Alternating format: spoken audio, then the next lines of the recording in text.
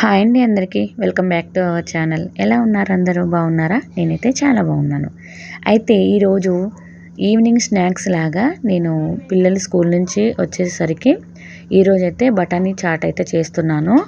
దానికోసం అయితే నేను ముందు రోజే బఠానీలను అయితే పెట్టుకొని ఇంకా పిల్లలు స్కూల్ నుంచి వచ్చేలోపు ఉడకబెట్టేసి ఈ విధంగా చాట్ అయితే చేస్తున్నా. ఆ బఠానీ ఉంచినది ఏంటంటే పిల్లలకి మార్నింగ్ మళ్ళీ లంచ్ బాక్స్లోకి బఠానీ రైస్ అయితే చేద్దాం అనుకున్నా. దానికోసం అయితే అవి కొంచెం పక్కన పెట్టేసిన. ఇప్పుడైతే చాట్ కోసము కొంచెం ఆయిల్ అయితే తీసుకున్నా. ఆయిల్ తీసుకొని ఆయిల్ వేడైన తర్వాత అందులో నేను కొంచెము జీలకర్ర వేసుకున్నా. జీలకర్ర మంచిగా వేగాలి.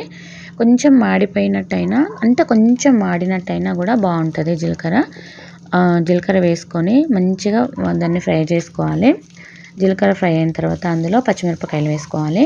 ఇంకా పచ్చిమిరపకాయలు అయితే మంచిగా మొత్తం అంటే బ్రౌన్ కలర్లోకి రావాలన్నట్టు ఈ పచ్చిమిరపకాయలు ఇట్లా వేయించుకోగానే మనం ఉప్పు వేసుకోవాలి. ఉప్పు వేసుకుంటే ఏమైందంటే ఆ ఉప్పు అనేది మిరపకాయల లోపలికి వెళ్ళి మనము తినేటప్పుడు మన పంటి కింద తగిలినప్పుడు మంచి టేస్ట్ వస్తుందండి. ఉప్పు మిరపకాయ రెండు. ఇప్పుడైతే ఉప్పు వేసుకోవాలి.